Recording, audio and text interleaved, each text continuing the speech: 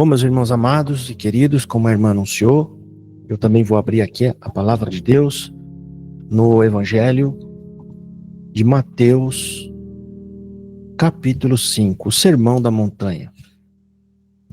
Essa palavra Deus preparou de pregar ela no culto que nós tivemos ali no Limão, e Deus tocou no meu coração. Eu estava orando para trazer uma palavra, e Deus tocou no meu coração e falou: vai pregar essa palavra lá para os irmãos também, né? Leva essa palavra para os irmãos que ficaram, que não puderam ir até lá. Portanto, irmão, eu vou fazer assim, né? Quando os irmãos não estiverem lá, vamos trazer a palavra aqui também, ok? Bom, Sermão da Montanha, capítulo 5. Vamos ler do versículo 1 até o versículo 16. Vamos fazer a leitura. E Jesus, vendo a multidão, subiu ao monte e assentou-se. Aproximaram-se dele os seus discípulos, e abrindo a sua boca, os ensinava, dizendo: Bem-aventurados os pobres em espírito, porque deles é o reino dos céus. Bem-aventurados que choram, porque eles serão consolados. Bem-aventurados os mansos, porque eles herdarão a terra. Bem-aventurados que têm fome e sede de justiça, porque eles serão fartos. Bem-aventurados os misericordiosos, porque esses alcançarão misericórdia. Bem-aventurados os limpos de coração, porque eles verão a Deus. Bem-aventurados os pacificadores, porque eles serão chamados filhos de Deus. Bem-aventurados os que sofrem perseguição por causa da justiça, porque deles é o reino dos céus. Bem-aventurados sois vós, quando vos injuriardes e perseguirem e mentindo, disserem todo o mal contra vós por minha causa. Exultai e alegrai-vos, porque é grande o vosso galardão nos céus. Porque assim perseguiram os profetas que foram antes de vós. Vós sois o sal da terra, e se o sal for insípido, com que há de se salgar? Para nada mais pressa, senão para se lançar fora e ser pisado pelos homens. Vós sois a luz do mundo. Não se pode esconder uma cidade edificada sobre um monte. Nem se esconde a candeia e se coloca debaixo do alqueire, mas no velador, e dá luz a todos que estão na casa. Assim resplandeça a luz, assim resplandeça a vossa luz diante dos homens, para que sejam as vossas obras, para que vejam as vossas obras e glorifiquem a vosso Pai que estás no céu. Bom, irmãos, vamos começar pelo último versículo. O último versículo está dizendo o seguinte: assim resplandeça a vossa luz diante dos homens. O que é a vossa luz, irmão? É tudo o que a gente pratica inspirado pelo amor divino que está em nós, que é o Espírito Santo. Presta atenção. Assim resplandeça a vossa luz diante dos homens. Para que isso, irmão? E ele fala: para que vejam as vossas boas obras e glorifiquem a vosso Pai que estás no céu. Ou seja, o nosso trabalho é para que o nome de Deus seja glorificado através de nós. Fazendo a vontade de Deus, executando os ensinos que Ele nos deu, as orientações que Jesus nos deixou, para que o nome de Deus apareça cada vez mais e seja glorificado. Esse é o nosso trabalho, irmão, que nós vamos lutar para fazer. Bom, agora voltando aqui ao início dessa leitura, tem algo interessante aqui que nos chama a atenção. Jesus, ele diz o seguinte: e Jesus, vendo a multidão, subiu a um monte. Ou seja, ele procurou o monte que estava próximo e subiu ao monte. E assentando-se, aproximaram dele os seus discípulos e abrindo a sua boca, os ensinava, dizendo, e aí discorre o ensinamento. Nós lendo isso aqui, irmãos, se nós não estudarmos a Escritura para entender tudo o que se passa aqui, a gente vai achar que Jesus fez isso ao mero acaso. Ele está ali, escolhe uma montanha qualquer, vai lá e senta e começa a pregar. E por que isso não foi feito ao mero acaso? Por quê? Né? Porque Jesus Cristo está simplesmente fazendo o que já foi feito. no primeiro concerto. O que aconteceu no primeiro concerto? O primeiro concerto, quando aquele povo saiu do Egito e atravessou o Mar Vermelho e foram até o deserto, o que aconteceu, irmão? Logo no início daquela caminhada, Deus levou o povo para o monte. E de lá de cima do monte, Deus decreta os seus ensinos. Deus entrega os 10 mandamentos. E Deus fala ao povo, mas o povo não pôde vê-lo, porque não podia vê-lo. E o povo não conseguiu ouvi-lo, porque era um povo de carne e do pecado. E nós vamos ler para a gente entender isso. E aí nós vamos chegar na parte que Jesus está simplesmente fazendo a mesma coisa. Vamos ler Êxodo capítulo 19, a partir do versículo 1, eu vou ler aqui em rápidas palavras aqui para vocês. Ao terceiro mês da saída dos filhos de Israel da terra do Egito, no mesmo dia, chegaram ao deserto de Sinai. Porque partiram de Refidim e entraram no deserto de Sinai, onde se acamparam Israel, pois ali se acampou em frente ao monte. Olha só, foi Deus que levou eles ali. Eles andavam quando Deus mandava e iam na direção que Deus mandava. E eles acampam de frente do monte. Disse também o Senhor a Moisés: vai ao povo e santifica-os hoje e amanhã, e lavem ele as suas roupas, e estejam prontos para o terceiro dia, porque no terceiro dia o Senhor descerá diante dos olhos de todo o povo sobre o monte de Israel. E é Deus dando recado. E aí mais alguns versículos na frente fala o seguinte: e todo o povo viu o trovão, os trovões, e os relâmpagos, e o sonido da buzina, e o monte fumegava, e o povo vendo, retirou-se após de longe. Assustados, eles se retiram, gente, indo para longe. E disseram a Moisés: fala tu conosco e ouviremos, e não fale Deus conosco, para que não morramos. E nesse dia, o que Deus faz? Deus entrega os seus mandamentos. Deus entrega a direção para o povo ser santo e poder se aproximar dele. Entenda, irmão, os mandamentos não é uma ordem de um ditador. Não, é Deus dizendo: eu sou santo. Para vocês chegarem até mim, e eu quero que vocês cheguem, vocês precisam seguir essas instruções para que cheguem a mim. Só que aqui, irmão, o que nós acabamos de ler? O que o povo falou? Não podemos ouvi-lo. E Deus também fala: eles não podem me ver, porque senão morrerão. Esse foi o primeiro pacto, o primeiro concerto. Deus leva esse povo para o monte, e da montanha Deus fala com aquele povo, entregando ali os 10 mandamentos. E agora, no Sermão da Montanha, Deus veio em carne e osso, e agora vocês podem vê-lo, e agora vocês podem ouvi-lo, mas mesmo assim não creram nele, e mataram o Deus Criador de todas as coisas. Olha a humildade de Deus. Deus viu: eles não podem me ver, eles não podem me ouvir, portanto eu descerei a eles, e levarei eles de novo na montanha, e de lá eu falarei com eles. É o mesmo ato, irmão. E o que acontece aqui é que Jesus está fazendo um novo pacto, de novo, da montanha.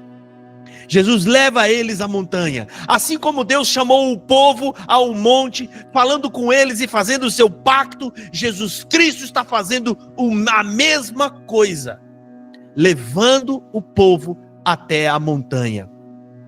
Tá? E ali começa a entregar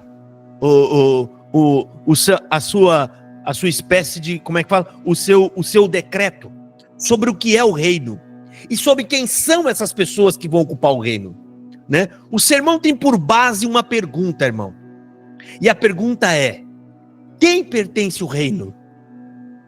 Qual é o perfil desses cidadãos do seu reino?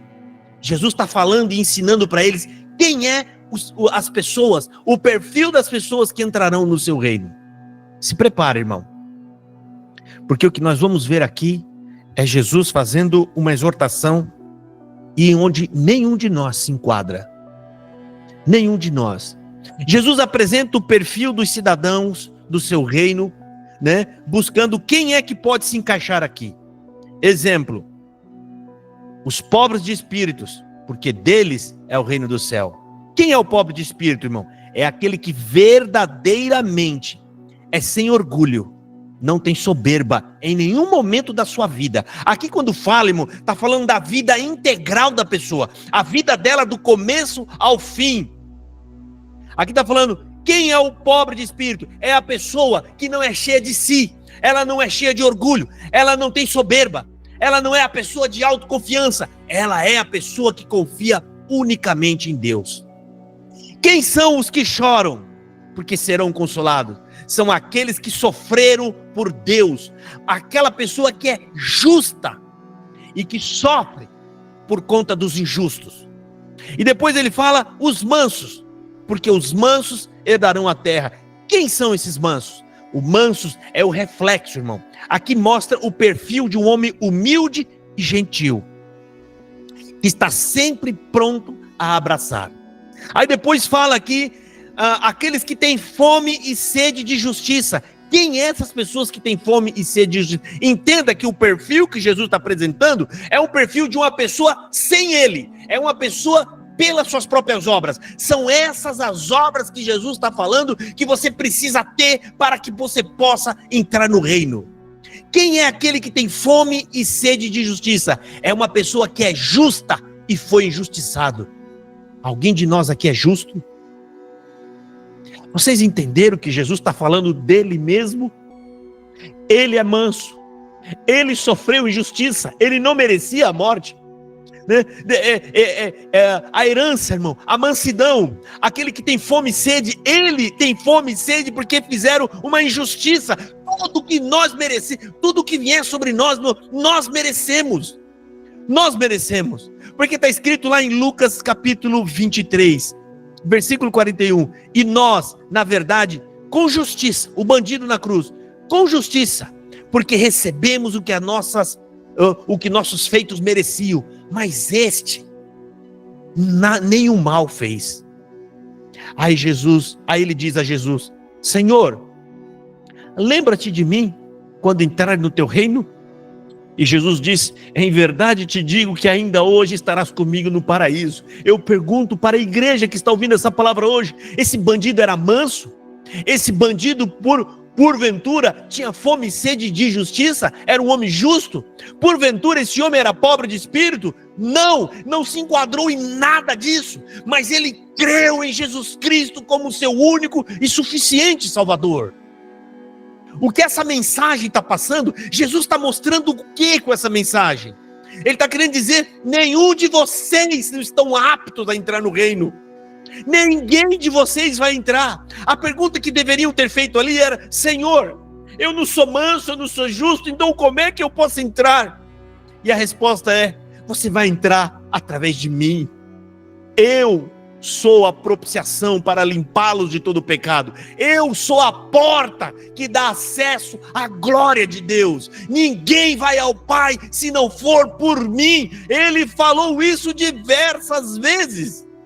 Jesus está mostrando nessa pregação a necessidade que eles têm dele. Jesus está falando em outras palavras, vocês precisam de mim. Vocês precisam de mim.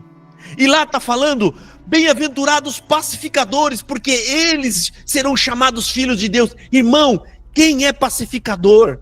Quem é? Jesus é o grande promotor da paz.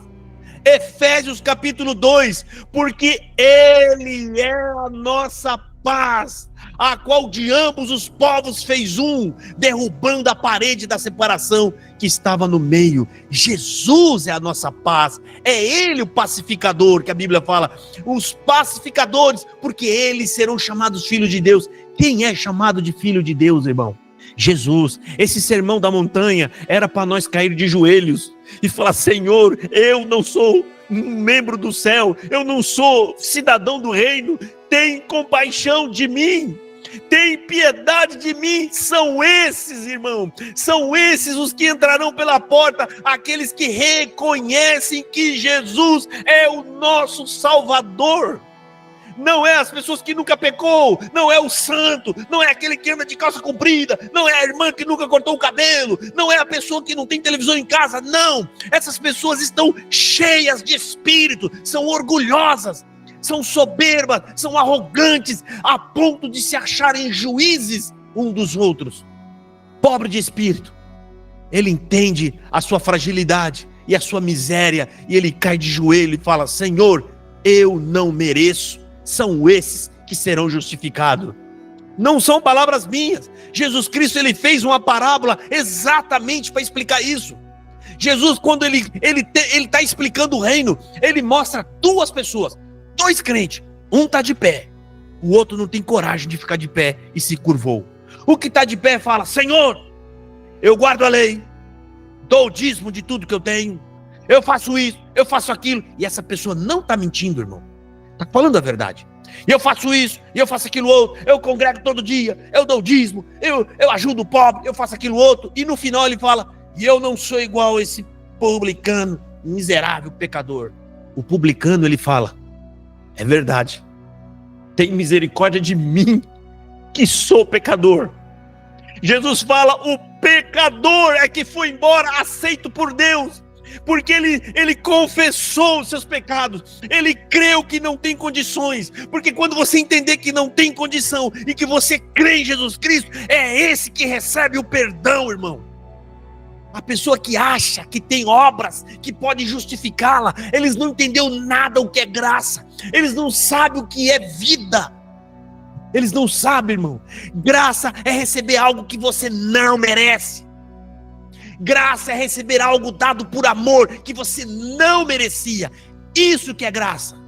Portanto, nós não merecemos. Quando você fala eu não mereço e eu sou um pecador, nesse momento você está estendendo as mãos para receber graça.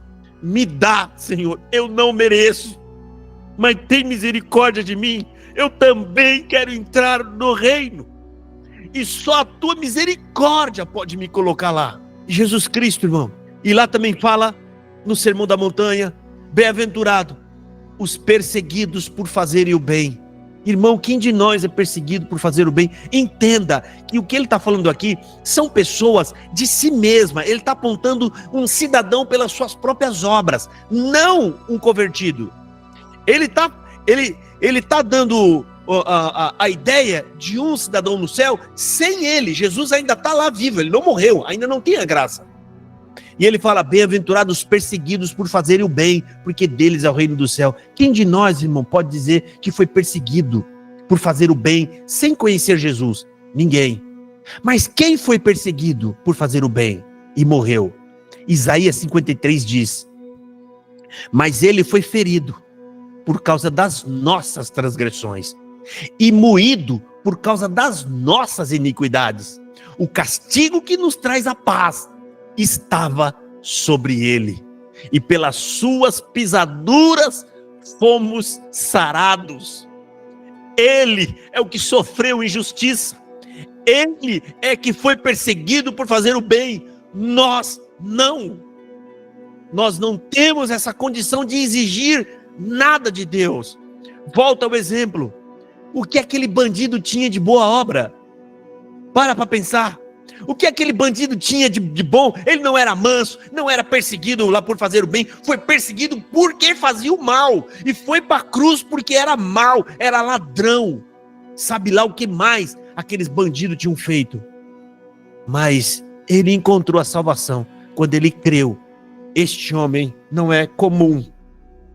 Esse é o enviado de Deus, e falou: quando entrar no teu reino. Ele creu que aquele homem ia para o reino. Lembra-te de mim. E Jesus olhou e falou: eis aqui mais um filho de Deus na cruz. Hoje mesmo estarás comigo no paraíso. Entrou na glória de Deus. Entenda uma coisa, irmão: esse caminho é dos humildes, é daqueles que entendem o nosso tamanho, o tamanho da nossa miséria. Nós somos pecadores, irmão. Hoje nós estamos ouvindo essa palavra e Deus está mexendo no nosso coração, como está mexendo no seu, e depois nós vamos pecar de novo, porque essa é a nossa natureza. O salmista do Salmo 23, o último versículo, ele fala: certamente que a bondade e a misericórdia do Senhor vai me acompanhar por todos os dias da minha vida. Ele diz isso porque ele sabia que todo dia ele ia pecar, todo dia ele ia precisar da misericórdia de Deus. Todos os dias. Mas o que a gente tira, então, de ensinamento para hoje? Para os dias de hoje? Porque aqui ficou claro, Jesus Cristo está apontando que ninguém vai ser filho de Deus, nem vai entrar no reino através de nenhuma dessas qualidades, porque nós não temos nenhuma delas. Se Deus avaliar nós pelo padrão dele de santidade, nós não temos condições. É Jesus que nos justifica. Mas para os dias de hoje, o que a gente pode tirar de proveito? Qual o ensinamento que ele nos dá através dessa exortação? E é isso que a gente vai explicar agora. Essa exortação tem duas mensagens. A primeira está mostrando o quão distante nós estamos da glória de Deus e o quanto a gente precisa de Jesus. E na segunda parte da mensagem é o significado. O significado de bem-aventurança. O que significa? Significa a verdadeira felicidade. Jesus, toda vez que ele fala bem-aventurado, ele está falando os verdadeiros felizes são os pobres de espírito, porque esses herdarão o reino. Então, quando fala sal da terra e luz do mundo, significa o quê? A importância de ser o exemplo. Jesus ele está nos mostrando o modo com que a gente vai ter que agir e como a gente vai ter que se comportar daqui para frente. Guardar os seus ensinos e a partir disso, colocando eles em prática, tornar-se um exemplo. O exemplo de como ser cristão? Não. O exemplo de transformação. Cada um de nós é um exemplo do que o poder da palavra de Deus faz. De como a palavra de Deus muda e transforma as pessoas na terra. E depois tem aqui as práticas espirituais de um cidadão do céu. Qual que é? Que está dentro desse texto. É orar, jejuar, pregar o reino para todos que passarem por nós e ajudar os necessitados. O lema, aqui tem uma palavra lema.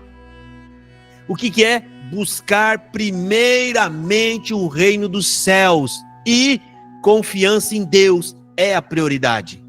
Priorize em primeiro lugar, confiar em Deus.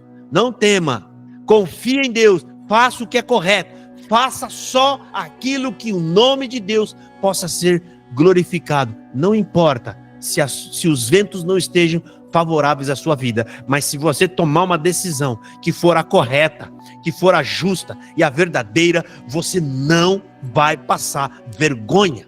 Ninguém que confiou em Deus passou vergonha. Não existe quem adota os ensinos de Deus para a sua vida, ele passe vergonha. Não existe isso. E depois o segundo ensino que tem aqui, Jesus está mostrando o quê? O resumo da lei. Qual é o resumo da lei? Tratar os outros como você deseja ser tratado. Mas a lei de Jesus que cobre o resumo da lei. O resumo da lei, trate os outros como você queria ser tratado. Mas a lei de Jesus, qual que é? Trate os outros independente de como eles te trataram, porque foi assim que Jesus nos tratou. Jesus nos tratou bem, ainda que os homens estavam matando ele na cruz. Ele pediu ao Pai, perdoa porque não sabem o que estão fazendo.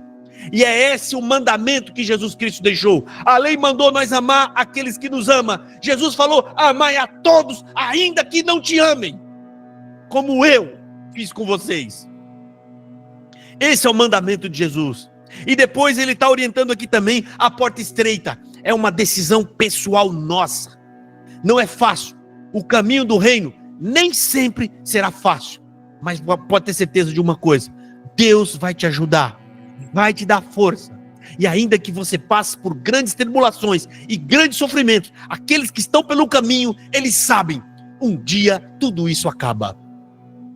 Eu fui fazer uma visita uma vez para uma pessoa que estava com câncer, e a esposa dele que estava na casa era crente. Na época eu estava na outra igreja, e nós chegamos na casa, entramos na sala. O quarto dele estava em cima da sala, tinha uma escada caracol para poder subir lá. E ele já tinha recebido muito crente, ele estava com câncer no pulmão, então ele quase não conseguia falar, ele tinha dificuldade de ficar respirando, ele estava com aquele negocinho no nariz para poder respirar.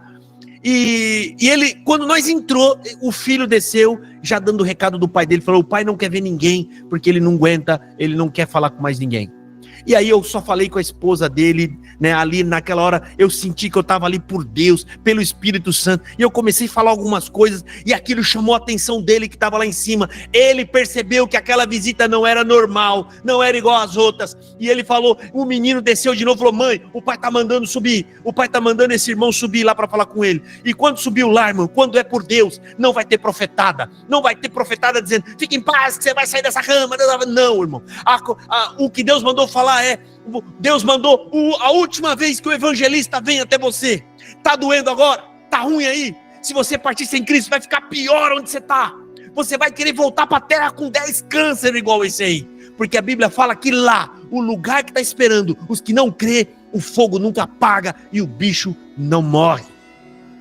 Hoje é a última chance. Você está tendo a última oportunidade de crer em Jesus como seu único e suficiente Salvador. O homem era um ateu, ele brigava com a esposa, que não queria saber de crente. E naquele dia, irmão, ele começou a chorar. Porque ele sentiu, ele sabia, é a última vez. Essa pessoa está falando por Deus mesmo, porque Deus abriu o coração dele e mexeu, irmão. E aquele homem creu, chorou, levantou a mão, falou, eu creio. E com bastante dificuldade ele falou, eu creio. E foi o que Deus deu para falar ali mesmo, né? Ele foi embora, não voltou mais para casa e naquela semana faleceu. Deus levou ele embora. Aquele homem creu no último momento ali da vida dele. E é isso o que está sendo acrescentado na pregação dessa palavra hoje. Esse testemunho para poder dizer, irmão, ainda que a nossa vida esteja difícil, entenda uma coisa. Quando a cortina fechar para cada um de nós, o que nos espera do outro lado é tão grande e tão glorioso que você não tem ideia.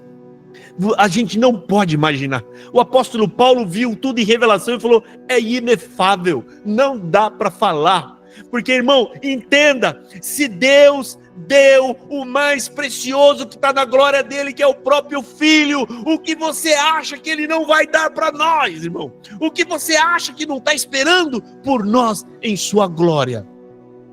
E por último, irmão, nos ensinamentos que o Senhor Jesus nos manda aqui, quem entra no reino de Deus? Quem vai entrar, irmão?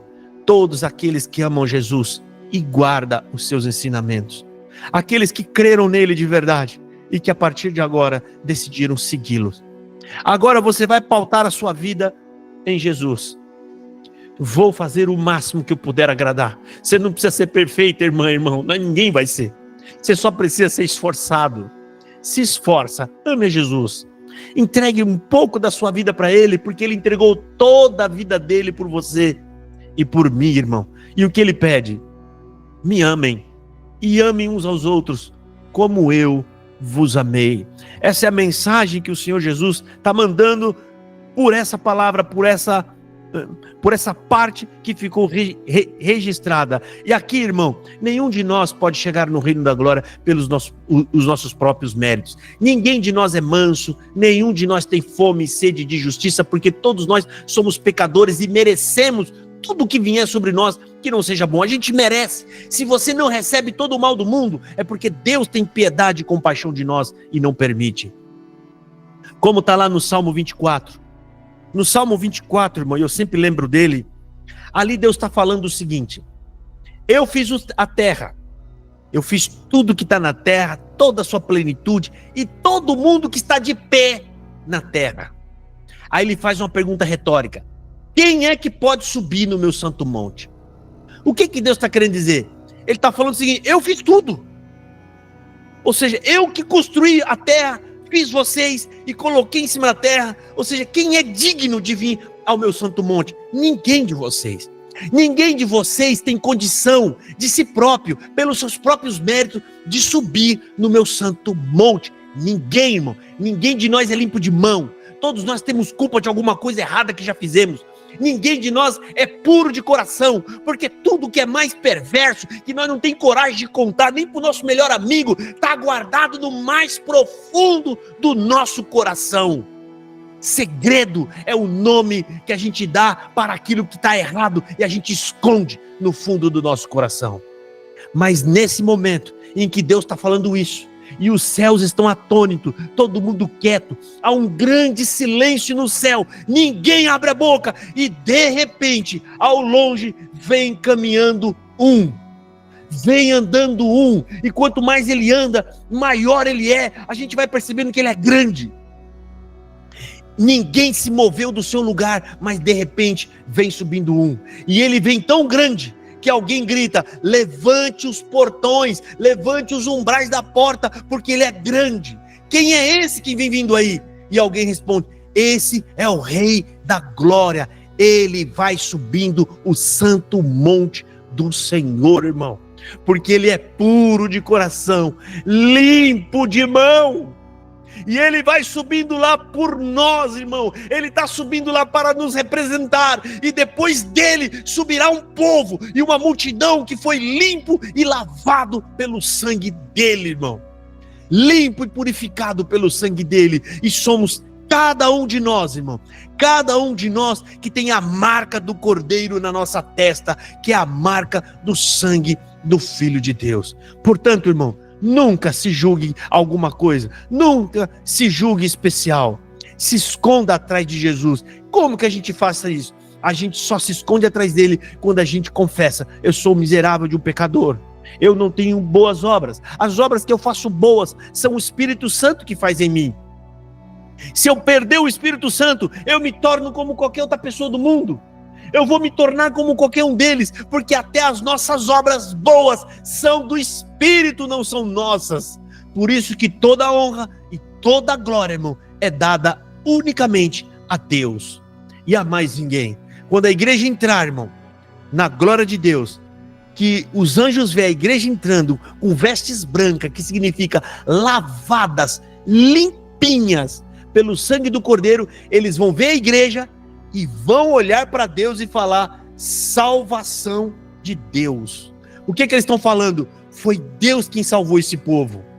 Então a glória é dada a Deus. Não tem um que pode dizer: eu entrei aqui porque fui bom, eu criei, eu tive boas obras. Nenhum, irmão. Os anjos vão olhar para a igreja e vão dar glória a Deus. Foi ele que salvou esse povo, foi ele que curou esse povo, foi ele que lavou as vestes desse povo. Por isso os anjos falam: a única glória, santo, santo, santo é o Senhor dos exércitos. Salvação ao nosso Deus, salvação ao nosso Deus. E bem-aventurado, irmão, somos nós que fazemos parte desse grupo, que está com o nome escrito no livro da vida. Você ama Deus de todo o seu coração? Amo. Você chora por Deus? Choro. Você se ajoelha, irmão, com temor, com humildade, na presença de Deus? Eu oro, eu me humilho. Pois é, você só faz isso porque você tem fé. Esse é o sinal de que você é um escolhido de Deus. Esse é o sinal de que Deus está na sua vida. Esse é o sinal de que o Espírito Santo está dentro de você. O homem sem o Espírito Santo, ele não tem fé. Ele ora por formalismo. Na verdade, no fundo do coração, ele não acredita que tem ninguém ali. Mas ele está orando por costume, porque viu os outros dizer, os outros fazem. Mas se você se ajoelha e teme a Deus, se você chora quando você ouve a palavra de Deus, quando você ouve falar de Jesus, mexe com você, e você tem vontade de querer ser perfeito, pode ter certeza, irmão, irmã, isso é o Espírito Santo borbulhando dentro do seu coração. É o sinal de vida. E nenhum dos filhos se perde, porque o pai é responsável para levar os seus filhos até o fim da caminhada. Essa é a mensagem de hoje, irmão. Deus abençoe a todos. Esse culto que foi elevado a Deus, alguém quer orar, por favor? Pode abrir o microfone, irmã Eunice. Isso, a irmã Eunice levantou a mão, ela vai orar. Deus abençoe. Vai orar para nós, né, irmã? Então Deus abençoe. Senhor, meu Deus, meu Pai, muito obrigada, Senhor, por tudo que Tu tem feito em nossas vidas, Senhor, por tudo que Tu és, por ter mandado o Seu Filho amado, Jesus, sem nenhum pecado, levar sobre si toda a nossa sujeira, todos os nossos pecados. Eu Te agradeço, Pai, no nome de Jesus, por cada irmão que esteve aqui presente durante o culto, e Te peço, Senhor, para que esteja conosco, com o irmão Josafá, que leva tanta flechada do mundo, Senhor. Mas eu Te agradeço por tudo, E no nome de Jesus Cristo, teu Filho amado, que enche o meu ser nesse momento, Senhor. Muito obrigada, Deus, por teu Filho amado, Jesus. Jesus, glória, glória a Deus. Aleluia, Jesus. Eu te amo, Jesus. Eu te amo, Jesus.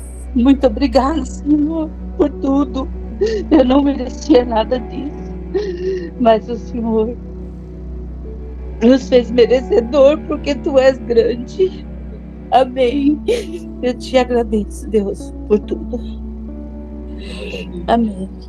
Desculpa, eu não consigo falar de Jesus sem chorar. Amém. É muito bonito, né? Ver uma oração, a pessoa falar, te amo, Jesus. E a irmã falou isso por nós, porque está orando, representando a igreja. E eu fiquei feliz de ver a irmã orando e falando, te amo, Jesus. E eu queria dizer também que cada um que está aqui foi o pastor Jesus Cristo que foi buscar cada um de nós na nossa vida perdida que a gente tinha. Foi ele que colocou a gente aqui e vai levar a gente até o fim. Não aqui, falando aqui, né? Colocou nós na presença dele. E estamos na presença dele, e ele é poderoso e responsável para não perder nenhum de nós. Nenhum. Nem se você quiser, você se perde. Alguém já viu uma criança querer correr da mãe e conseguir ir embora? Mas não vai. Ainda que a criança quer correr, ela tá brincando, a mãe corre lá e pega. É isso que Jesus vai fazer com a gente. Quantas vezes a gente não tá errando e ele tá buscando nós de volta? Não vai se perder nenhum irmão. Porque aqueles que amam ele não abandona. As pessoas que perdem a salvação são aquelas que abandonam Jesus. Ele não leva ninguém à força. A Bíblia chama de apóstata. Os apóstatas são aqueles que deram as costas e largaram Cristo Jesus. Enquanto você tiver o coração inclinado para Jesus, irmão, nenhum de nós perde a salvação. Mãe Esther, pode seguir.